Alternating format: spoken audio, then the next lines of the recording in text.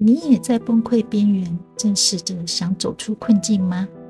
一起来听听他的故事。上集说到，38岁的小强面对婚姻不睦、经济压力，选择了加入朋友老林所推荐的保本高息的投资平台，却因此将自己逼到了压力的崩溃边缘。小强没有马上离开那个投资平台，因为他不敢。他知道一旦把资金抽走，家庭开销立刻会断裂。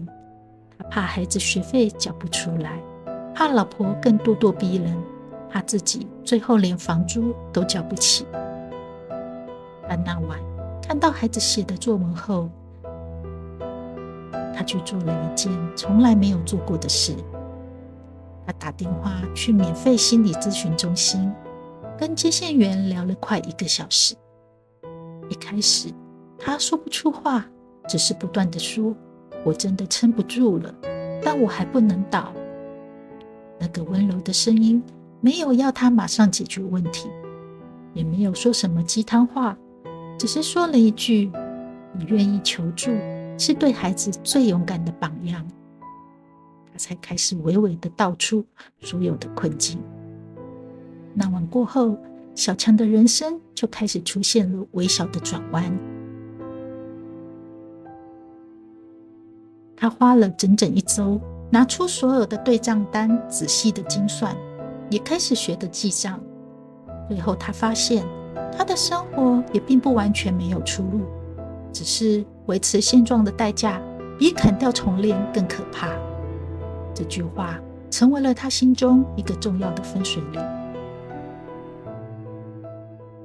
他开始和几位老客户联络，主动的争取零件的小订单，甚至去夜市摆摊，帮朋友卖一些小玩具，只为了可以多一些现金流。这不是什么高尚的转型，只是现实的选择。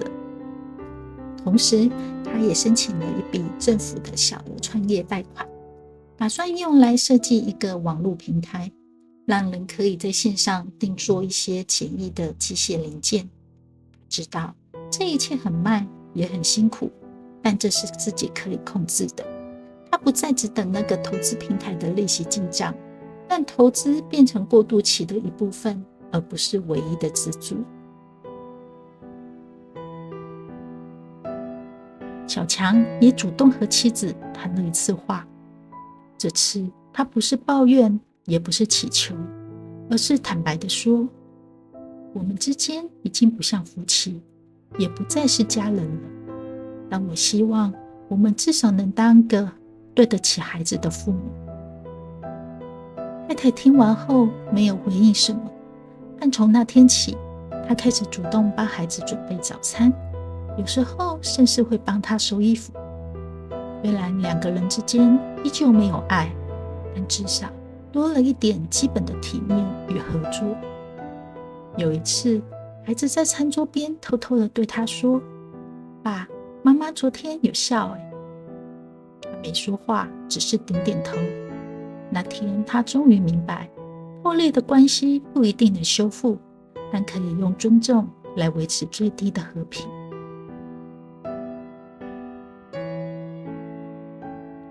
目前投资平台还没有出事，但小强知道终究有风险。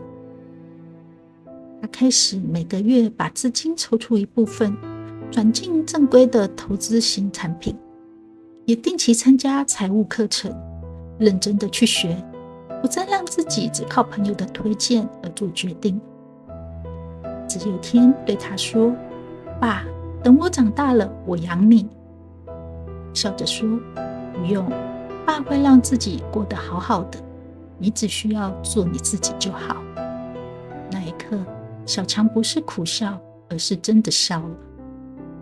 你可能也正在过着苦撑的日子，每天睁开眼就是烦恼钱、责任、感情的烂尾。但我想说的是，现金流不是靠利息，而是要选择正规的投资工具。高报酬的东西，绝大部分不是为了帮你翻身，而是为了让某些人赚取你的钱。如果你不懂它是怎么赚钱的，那你可能就是被赚的那一个。请停止，不要只看回报，先问自己，风险我真的了解吗？不是你太弱，是你太久没被帮助。家庭压力、经济责任、婚姻失衡，这些不是你扛不住就没用的证明，而是你已经压抑太久的结果。不要让孩子承担你的沉默，孩子能感受到你的疲惫，他不需要你是英雄，只要你是诚实的爸爸。试着说，爸最近有点累，但我会撑住，我们都会好起来的。这比假装坚强更有力量。小强不是因为奇迹而翻身的主角，他没有中乐透，也没有神救援，但他选择不再靠运气活下去，他不再压抑，不再死撑，他选择一条脚会痛但却走得稳的路。他的故事在这世界各个角落上演着，他不是一个唯一的苦撑者，愿希望的光也照进你的黑暗。喜欢我的故事，欢迎按赞、订阅、分享。静听人生，感谢你今天的陪伴，我们下次见，拜拜。